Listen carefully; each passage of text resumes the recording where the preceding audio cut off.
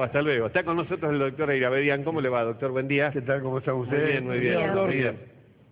hace unos días un juez se planteaba la posibilidad de imponer una pena a quien habían declarado culpable de un homicidio, ya se lo recuerdo brevemente al homicidio, a ver cuál era la pena justa, que este es un tema crucial del derecho penal. ¿Cuál es la pena justa? Bueno, cada delito tiene en nuestro sistema un mínimo hasta una pena máxima.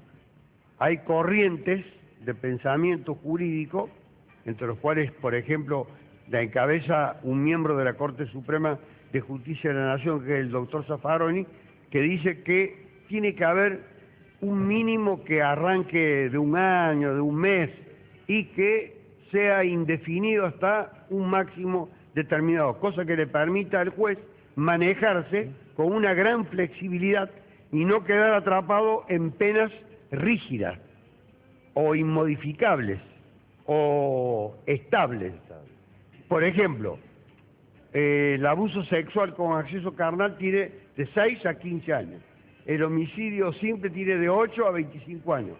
Es decir, menos de 8 o menos de 6 para cada uno de estos delitos no le pueden, según un criterio dominante, no le pueden imponer los jueces cuando llegan a la conclusión de que la persona ha cometido ese delito. ¿Recuerdan ustedes el caso, que lo difundieron también aquí, de ese incidente que hubo en las Sierras Chicas entre dos automovilistas y que terminó con la muerte de uno de ellos a raíz de los golpes con un bate de béisbol? Y algunos puntapiés también que le aplicó. Persona esta condenada a la pena de 8 años de prisión por el delito de homicidio simple. Es decir, aquel delito que tiene un mínimo de 8 y un máximo de 25. Y el juez, que se llama De la Vedova, ha tenido que fundamentar por qué impuso esa pena.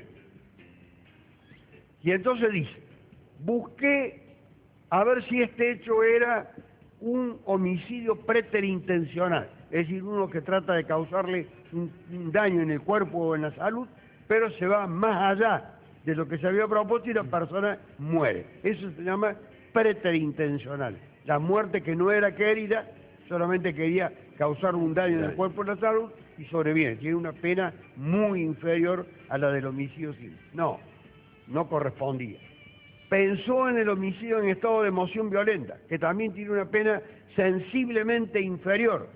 No encajaba el hecho dentro de la emoción violenta. Es decir, que el juez se planteó con sus colegas, se planteó de qué manera encontrar una pena que reflejara, si bien el hecho había sido brutal en su ejecución, los motivos determinantes que son estas discusiones interminables que se suelen plantear en la vía pública, el estado probablemente que este sujeto tendría, esta voluntad distorsionada que muchos tenemos en los encontronazos, en los incidentes callejeros, sobre todo con la cuestión del mal manejo de los vehículos o por el exceso de vehículos en una congestión de rutas, de caminos, de calles. Dice, no tenía otra alternativa que recurrir a la figura del homicidio simple. Quiere decir que por su cabeza pasó la idea de una pena menor con una figura penal diferente. Pero no la encontré esa figura. Busqué por todos los medios, pero no la encontré. La emoción violenta no cabía ahí. No, él dijo que no, la excluyó. Entonces yo digo, se equivocó. ¿Por qué? Porque hay una nueva corriente en el derecho penal que dice que las penas mínimas, cuando son desproporcionadas con respecto al hecho que se ha producido, a la personalidad del acusado y a la necesidad de la sanción, o son declaradas inconstitucionales o son meramente indicativas esas penas. ¿Qué quiere decir esto? Que la pena no es que sea rígida, sino que se puede aplicar una pena inferior. Contra esto, evidentemente, hay una gran resistencia en otros jueces, Perdón.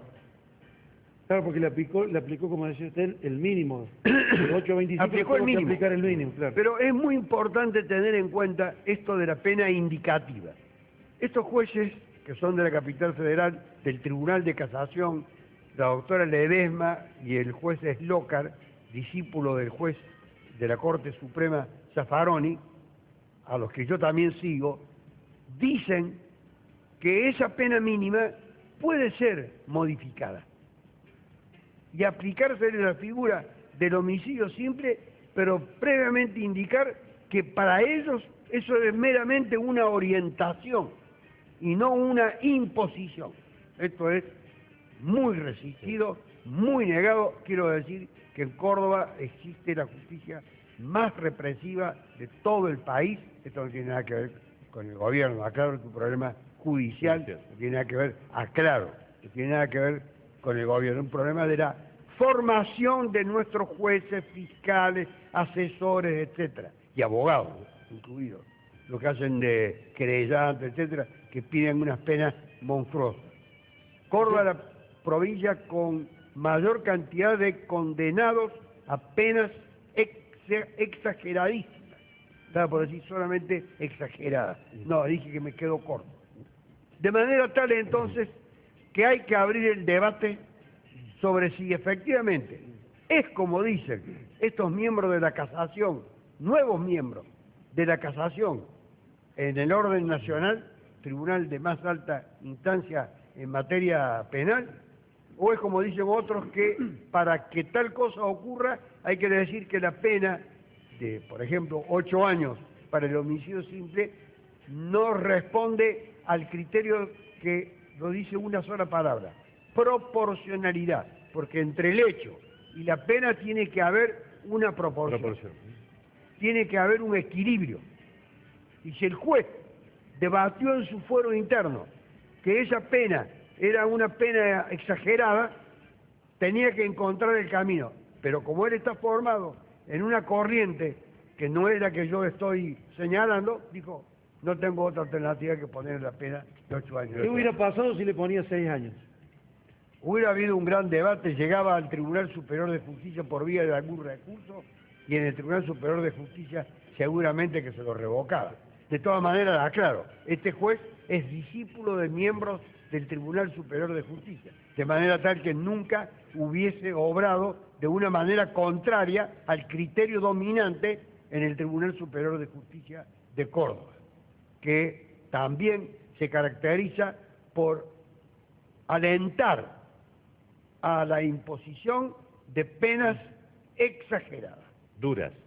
Muy duras. Y la gente no cree eso. La gente no sabe eso. La gente ignora eso. ¿Por qué? Porque ocurre un hecho y luego si no tiene tratamiento periodístico, directamente el hecho pasa desapercibido y su consecuencia, que es el juicio y la pena, son ignorados por la gran mayoría de la opinión pública.